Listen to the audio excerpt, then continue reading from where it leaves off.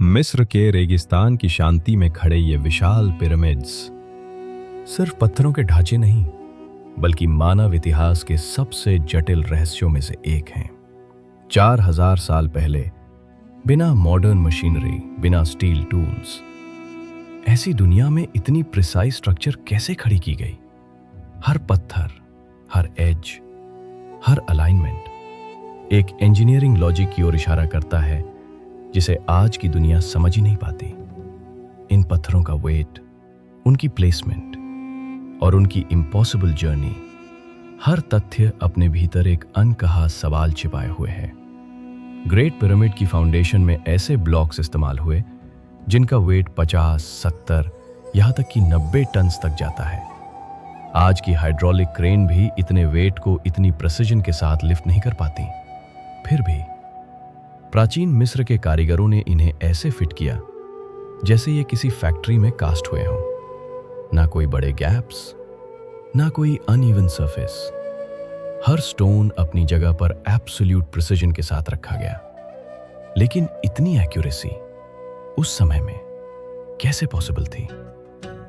सबसे famous explanation है ramp theory, लेकिन इस थ्योरी में ही सबसे बड़ा कॉन्ट्रडिक्शन है। ऐसा रैंप पिरामिड जितना ऊंचा और उससे कई गुना लंबा होना चाहिए था, पर इसका कोई आर्कियोलॉजिकल ट्रेस नहीं मिलता।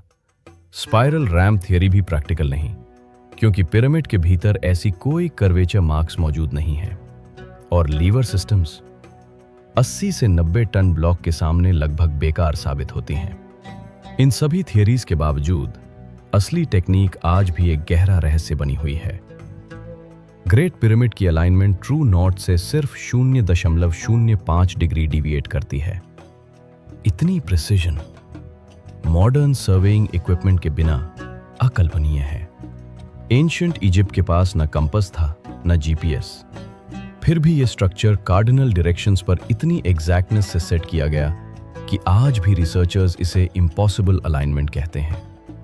हर स्टोन अपने नेक्स्ट स्टोन से इस तरह इंटरलॉक होता है कि उनके बीच एक रेजर ब्लेड भी मुश्किल से जा सके। यह फिजिकल कांटेक्ट इतना टाइट है जैसे स्टोन्स को किसी मोल्ड में डाला गया हो। कुछ जगहों पर ऐसे हीट इंड्यूस्ड मार्क्स मिले जो सजेस्ट करते हैं कि शायद स्टोन्स को सॉफन या रीशेप किया गया था। लेकिन एंशिएंट इजिप्ट के पास ऐसी हीट टेक्नोलॉजी डॉक्यूमेंटेड नहीं है। एक्सपेरिमेंट्स बताते हैं कि ड्राई सैंड पर ऐसी हेवी ब्लॉक्स को खींचना प्रैक्टिकली इम्पॉसिबल है। फ्रिक्शन इतना एक्सट्रीम हो जाता है कि हंड्रेड्स ऑफ वर्कर्स भी बेयरली कुछ मीटर्स तक ब्लॉक मूव कर पाते। वेट सैंड थियरी भी लिमिटेड डिस्टेंस पर ही इफेक्टिव होती है, लेकिन पिरामिड में ऐसे हजारों स्टोन्स मौजूद हैं। इतना ट्रांसपोर्ट, इतनी प्रिसिजन कैसे अचीव किया गया होगा? किंग्स चेंबर में लगे मैसिव ग्रेनाइट बीम्स, हर एक का वेट 60 से 80 टन है। और ये ग्रेनाइट असवान नाम की कैटेगरी से आया, जो कायरो से लगभग 900 किलोमीटर दूर है। बोट्स पर ट्रांसपोर्ट करने की थियरी ग्रेनाइट की डेंसिटी और वाटर डिस्प्लेसमेंट इश्यूज के कारण फेल होती है। इतनी दूरी, इतना वेट और इतनी परफेक्ट प्लेसमेंट, ये जर्नी अपने आप में इंजीनियरिंग का एक असंभव अध्याय है। कुछ रिसर्चर्स सजेस्ट करते हैं कि छोटे लाइमस्टोन ब्लॉक्स जियोपॉलिमर टेक्निक से कास्ट किए गए हो सकते हैं, लेकिन ये थियरी सिर्फ छोटे स्टोन्स को एक्सप्लेन करती है, वो भी पूरी तरह नहीं। सबसे हैवी स्टोन्स, जिन्हें मॉडर्न मशीन्स भी केयरफुल हैंडलिंग से उठाती हैं, अभी भी मैन्युअली कार्व्ड और ट्रांसपोर्ट किए गए प्रतीत होते हैं। 2015 के स्कैन्स में पिरामिड के भीतर कुछ अनएक्सप्लेन्ड हीट स्पॉट्स डिटेक्ट हुए। कुछ internal voids electromagnetic signatures emit करते हैं। यहाँ एक ऐसा साइलेंस है जो लगता है मानो कोई एंशिएंट मैसेज अपने भीतर छिपाए हुए है।